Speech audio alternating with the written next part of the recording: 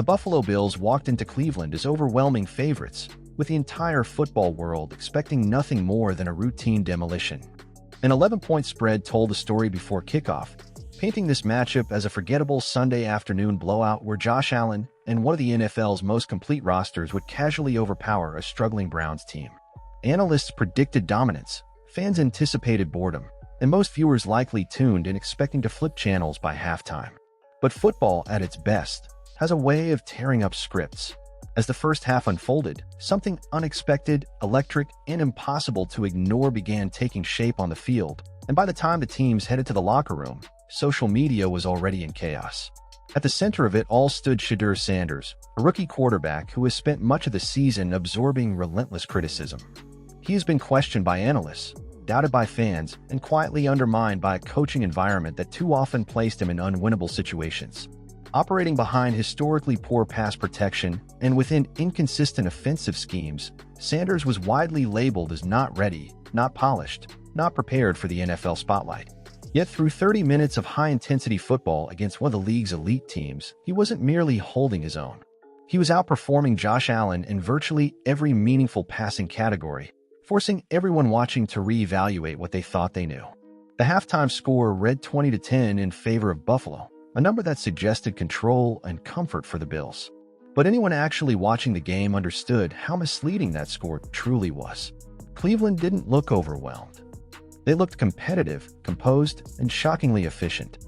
The Browns moved the ball with purpose, sustained drives, and avoided the self-inflicted chaos that had plagued them in recent weeks.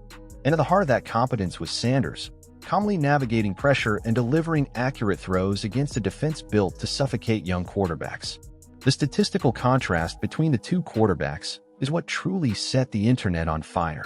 Josh Allen, an MVP candidate and established superstar, finished the first half with just 86 passing yards. On the opposite sideline, Sanders had already thrown for 103 yards and a touchdown, despite briefly leaving the game with a finger injury that sent a wave of panic through the stadium. Through 2 quarters, the rookie had outgained Allen, led his offense more efficiently, and looked more comfortable operating within his game plan. This wasn't a cherry-picked stat or a misleading snapshot. It was the reality unfolding in real time, and it demanded attention. Of course, the box score told part of the story, but not all of it. Sanders did record an interception, and for casual viewers scanning numbers later, that turnover might seem like confirmation of rookie struggles. But context matters, especially at this level. The pass that resulted in the interception hit the intended receiver, Quinton Judkins, directly on the shoulder pads. It was not a reckless throw, not a desperate decision, and not wildly inaccurate. It was a catchable football that should have been secured. Instead, it bounced into the hands of a defender. Those watching closely understood that this was an execution failure by the receiver, not a mental error by the quarterback. Yet Sanders would still carry the statistical blemish, a familiar theme for a player whose performances have often been judged without nuance. What made this first half so encouraging wasn't just the numbers. It was how Sanders looked getting them. He displayed consistent accuracy, smart decision-making, and an obvious sense of poise that belied his rookie status. For the first time in weeks, the Browns' offense didn't feel disjointed or reactive. It felt intentional. Much of that credit belongs to a dramatic shift in offensive play calling. After the disaster against Chicago, the coaching staff finally adjusted. Design rollouts, quick timing routes, and screen passes became staples rather than afterthoughts. Instead of forcing Sanders into long-developing dropbacks behind collapsing protection, the offense leaned into his strengths: quick release, anticipation, and precision. These adjustments changed everything. Quick outs and screens allowed Sanders to establish rhythm early, building confidence with completions that kept the offense on schedule. Moving the pocket gave him clearer sight lines and reduced the punishment he absorbed. Rather than asking him to survive impossible circumstances, the scheme finally worked with him. It was the type of approach that should have been implemented from the start of the season, and its impact was immediate. Equally impressive was Sanders' growth in pocket presence. When protection broke down, he didn't panic. He slid subtly within the pocket, stepped up when lanes opened, and kept his eyes downfield even as defenders closed in. He took what the defense gave him, resisted the urge to force hero throws, and showed patience that many young quarterbacks take years to develop. This was not a quarterback playing scared or overwhelmed. This was a quarterback playing in control. Then came the moment that tested more than talent. During the second quarter, Sanders awkwardly jammed his finger, immediately shaking his hand in visible discomfort. For a few tense minutes, it looked like his day might be done. Fans braced for yet another setback in a season defined by bad breaks. But Sanders returned, his finger taped, his demeanor unchanged. He finished the half without hesitation, embodying the kind of toughness that resonates deeply in locker rooms.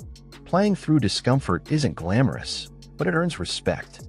It sends a message that the quarterback is willing to endure alongside his teammates, and that message matters.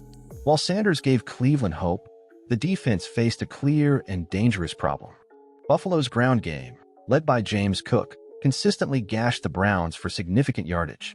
Those rushing lanes kept the Bills ahead of the chains, controlled the clock, and prevented Cleveland from fully unleashing its pass rush. If that trend continued, Buffalo's balance would eventually wear the Browns down, regardless of how well Sanders played. Still, the most important takeaway from the first half went beyond scorelines and adjustments. The Browns' offense finally looked functional. Drives were sustained. Third downs were converted. Scoring opportunities were created. And all of it traced back to a quarterback who was finally being put in a position to succeed. This performance wasn't about luck or smoke and mirrors. It was about talent meeting opportunity. The online reaction reflected that realization instantly. Clips of Sanders' throws flooded timelines.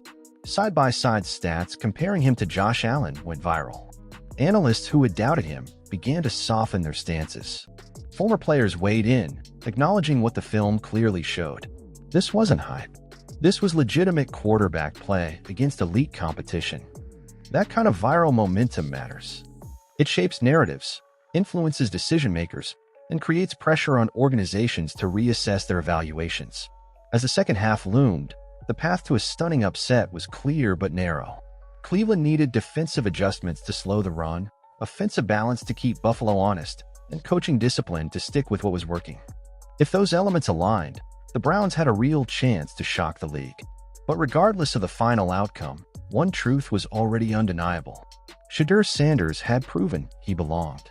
He had outplayed one of the NFL's best quarterbacks for a half, shown toughness under pressure, and displayed the foundational traits of a franchise leader. This wasn't the performance of a quarterback being carried by scheme or circumstance. It was the performance of a quarterback elevating his team when given even minimal support.